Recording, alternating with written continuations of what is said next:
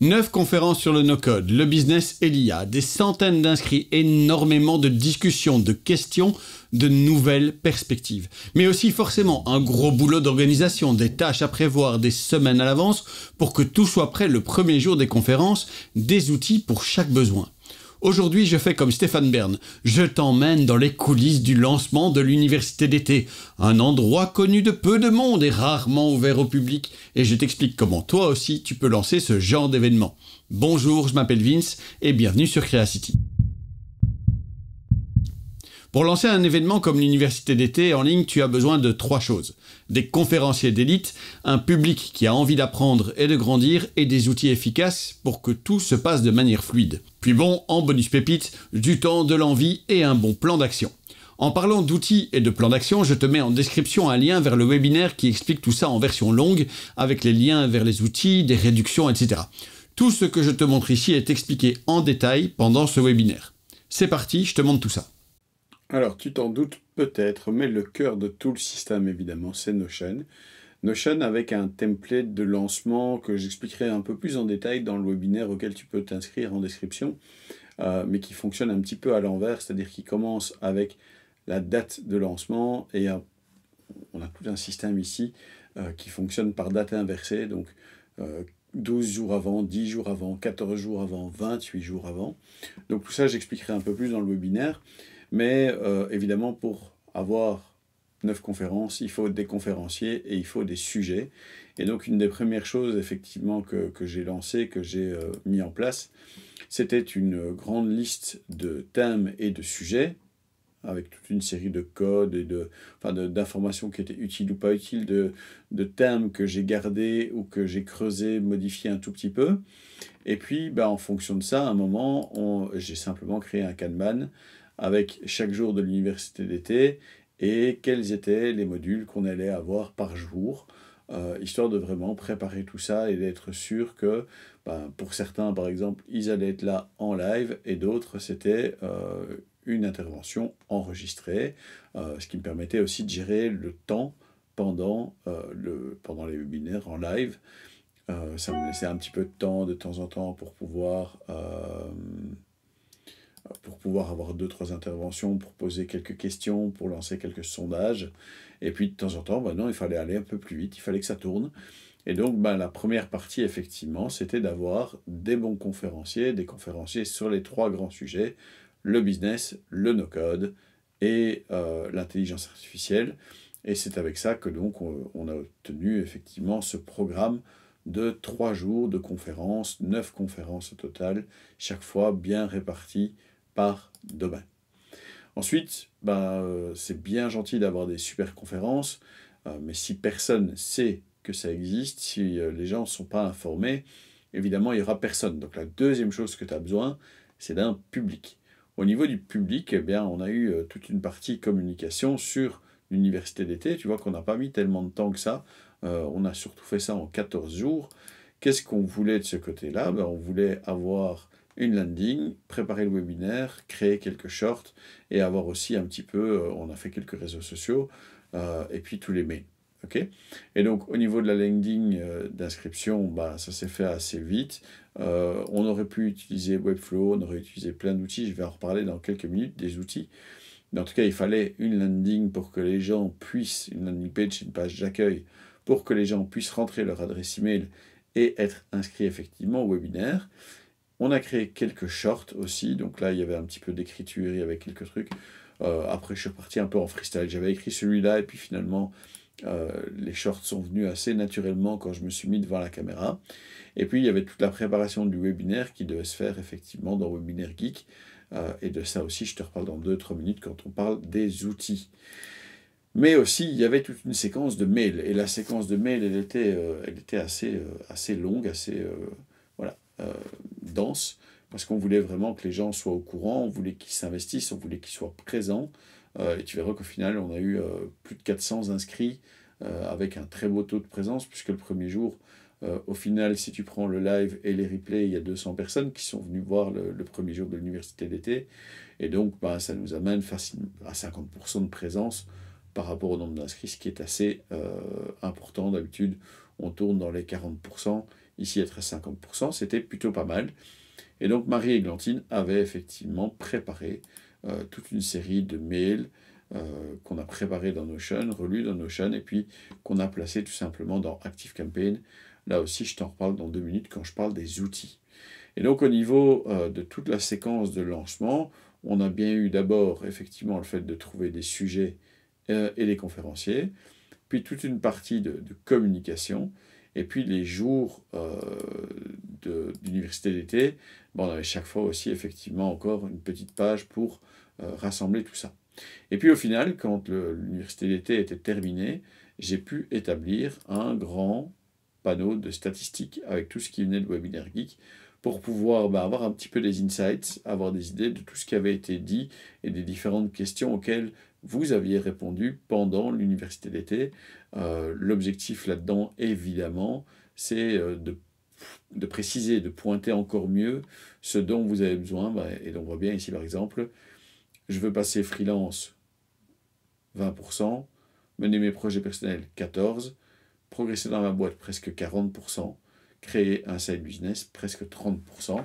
Très important pour moi pour pouvoir aller voir un petit peu le reste, pour pouvoir proposer des meilleurs produits, pour pouvoir aider encore mieux avec chaque fois quelques statistiques sur ce que les gens connaissent ou sur le style de métier, le style d'activité qu'ils ont actuellement. Et donc tout ça, effectivement, c'était dans Notion. C'est dans Notion que j'ai tout préparé avec effectivement ce template de lancement dont on reparlera beaucoup dans le webinaire. Lien en description encore une fois. On a bien des sujets, des conférenciers, on a bien communiqué pour inscrire des gens, pour que les gens viennent voir cette université d'été. Et maintenant, je vais parler un petit peu des outils, je vais montrer un peu comment ces différents outils se mettent l'un dans l'autre et finissent par faire quelque chose qui fonctionne plutôt bien. Et j'ai une petite page pour toi que je donnerai aussi le jour du webinaire avec tous les outils justement et les liens vers tous ces outils. Alors, ça commence par quoi? Ça commence par le fait que je remplis au fur et à mesure mon CRM dans Notion, ou en tout cas ma liste de contacts. Et cette liste de contacts, en vérité, je la prends souvent à partir de LinkedIn. Et dans LinkedIn, si je prends par exemple Ben Lang, qui a été le Head of Community longtemps chez Notion, qui était un des tout premiers employés, je pense que c'était l'employé numéro 10 peut-être, ou 3, je ne sais plus très bien.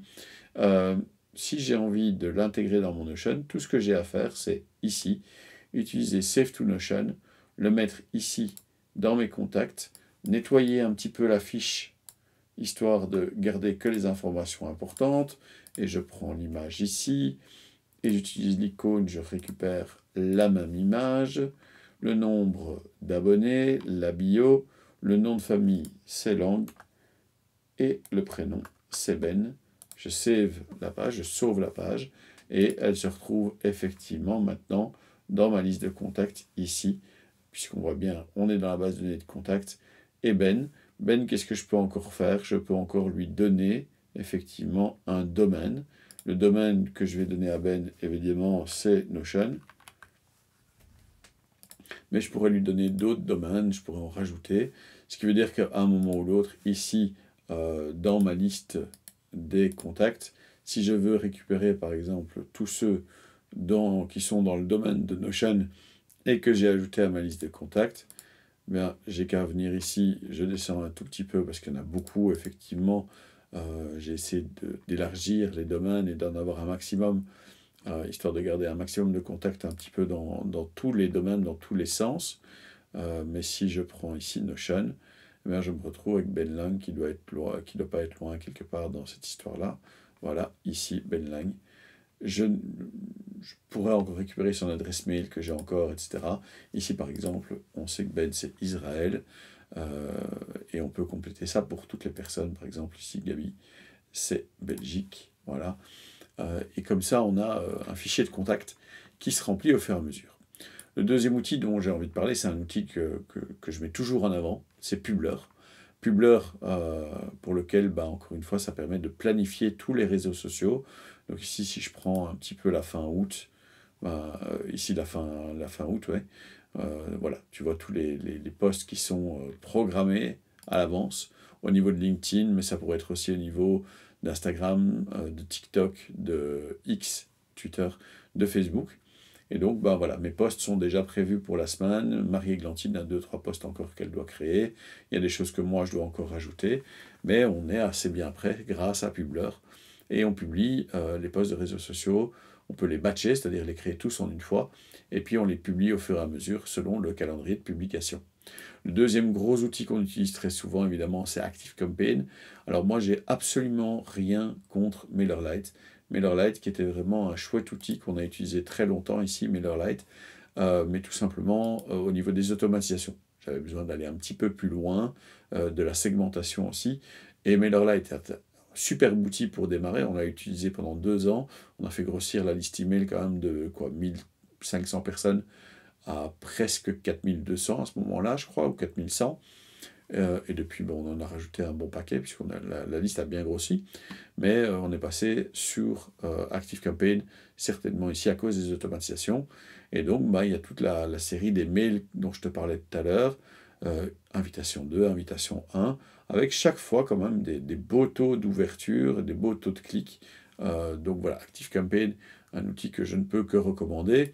Maintenant, vous savez à quel point j'aime Make, mais Zapier, il faut reconnaître, ces derniers temps, c'est beaucoup amélioré, il y a des choses qui sont intéressantes. Ça reste toujours beaucoup trop cher pour ce que c'est, mais ça fonctionne plutôt bien. Et donc ici, on démarre avec System.io, qui était la plateforme que j'ai utilisée pour faire la landing page cette fois-ci pour l'université d'été. C'est la dernière fois d'ailleurs que j'utilise System.io, parce que pour moi, c'est vraiment pas un système idéal. Il y a beaucoup de choses que ça permet pas de faire. Surtout au niveau facturation, TVA, etc. C'est pas grandiose, il faut commencer à rajouter Quaderno et d'autres outils du genre. Voilà. Mais en tout cas, on démarrait avec System.io, on rajoutait les personnes dans ActiveCampaign, on récupérait, pour pouvoir faire l'inscription dans Webinar Geek, on récupérait la première partie de l'adresse email si les gens n'avaient pas mentionné de prénom.